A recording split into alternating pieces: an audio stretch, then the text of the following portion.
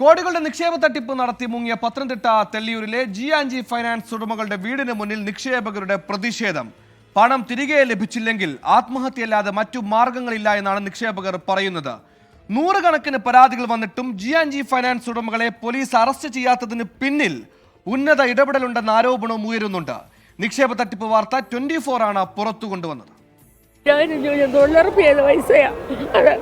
പിന്നെ എൻ്റെ മരുമോളെ അവള് വെറുതെ അവൾക്കൊരു 5 വയസ്സിക്ക് നിവൃത്തിയില്ല. അവരുടെ കുഞ്ഞിനെ പഠിപ്പിക്കാൻ 2 ലക്ഷം രൂപ കൊണ്ടിട്ടു. ഇതിനൊന്നും പലിശ പോലും ഞങ്ങൾ വാങ്ങിച്ചിട്ടില്ല. 2 പ്രാവശ്യം ഞങ്ങൾ വന്നു. ഞാൻ പറഞ്ഞു ഇവിടെ ഞങ്ങൾ 2 പേരും വല്ല വിഷം കുടിച്ച് അത്ത് കിടക്കും, ഞങ്ങൾക്കൊരു നിവൃത്തിയില്ല, ഞങ്ങളുടെ പൈസ എങ്ങനെയാലും തരണം, ഞങ്ങളുടെ വീട് വരെ നശിച്ച് കിടക്കുക, ചെതിലിൽ നിന്ന് പോയി കിടക്കുക, നിങ്ങൾ കുറച്ച് പൈസയാലും ഞങ്ങൾ തരും. അവരൊന്നും മിണ്ടിയില്ല, അവരങ്ങനെ കയറിപ്പോയി.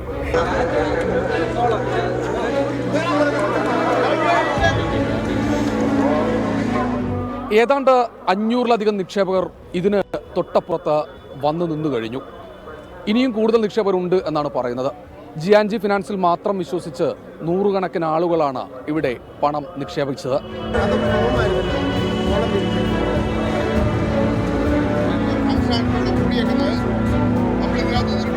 ഏതാണ്ട് 1 മാസമായി പണത്തിനായി ജി ഫൈനാൻസിയേഴ്സിന്റെ ഓഫീസിലും ഉടമകളുടെ തെള്ളിയൂരിലെ വീട്ടിലും കയറി ഇറങ്ങാൻ തുടങ്ങിയിട്ട് സ്ഥാപനം പൂട്ടി ഉടമകൾ മുങ്ങിയതോടെ നിക്ഷേപകർ പലരും കടക്കെണിയിലായി. 2,70,000 രൂപയാ. അത് ഞാൻ തേച്ചു മഴയ്ക്ക് ഉണ്ടാക്കിയ പൈസ. എനിക്ക് മക്കളില്ല, ഭർത്താവില്ല, ആരുമില്ല. ഞാൻ ഒറ്റയ്ക്കാണ് ജീവിക്കുന്നത്. എൻ്റെ കാല് ഓപ്പറേഷൻ ചെയ്തതാണ്. എനിക്ക് നടക്കാനും വയ്യ, എൻ്റെ ചെവി കേൾക്കാൻ വയ്യ. അതുകൊണ്ട് വലിയ പ്രയാസമാണ്. ഇപ്പോൾ ഓരോരുത്തരോട് തെണ്ടി 500 രൂപ വാങ്ങിക്കുക കഞ്ഞി വെക്കുന്നത്. 500ഓളം നിക്ഷേപകരാണ് ഇന്ന് പ്രതിഷേധവുമായി പത്തനംതിട്ട തെള്ളിയൂരിലെ ഗോപാലകൃഷ്ണൻ നായരുടെ വീടിന് മുൻപിലെത്തിയത്.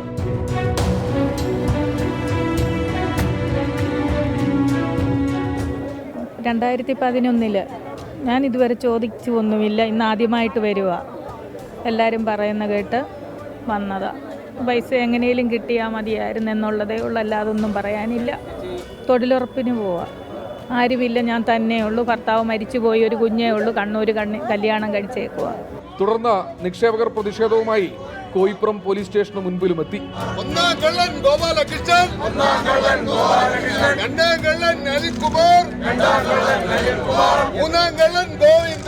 മുഖ്യമന്ത്രിക്ക് ഭീമ ഹർജി നൽകി തുടർ നിയമ നടപടികളിലേക്ക് കടക്കാനാണ് നിക്ഷേപകരുടെ തീരുമാനം.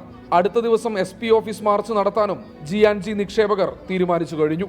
ഏതാണ്ട് 300 കോടി രൂപയുടെ തട്ടിപ്പാണ് ജി ഫൈനാൻസിയേഴ്സ് എന്ന സ്ഥാപനം നടത്തിയതെന്നാണ് നിഗമനം. കഴിഞ്ഞ ദിവസം മധുരയിലെ ഒരു ആശ്രമത്തിൽ സ്ഥാപന ഉടമ ഗോപാലകൃഷ്ണൻ നായരും കുടുംബവും ഉണ്ടെന്ന വിവരം ലഭിച്ചതിനെ തുടർന്ന് പോലീസ് സംഘം അവിടെ എത്തിയിരുന്നു.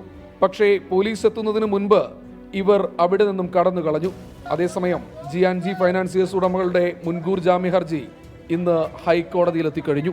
പോലീസ് അടിയന്തര നടപടി സ്വീകരിക്കണം. കമ്പനി ഉടമകളെ ഉടൻ കണ്ടെത്തണം. പണം ജനങ്ങൾക്ക് തിരിച്ചു നൽകണം. ആവശ്യങ്ങളേറെയാണ്. പക്ഷേ പോലീസ് ഒത്തുകളിക്കുകയാണെന്നാണ് നിക്ഷേപകർ ഒന്നടങ്കം പറയുന്നത്. സഞ്ജയ് ഇക്ബാലിനൊപ്പം ശ്രീകുമാരൻ, 24 പത്തനംതിട്ട.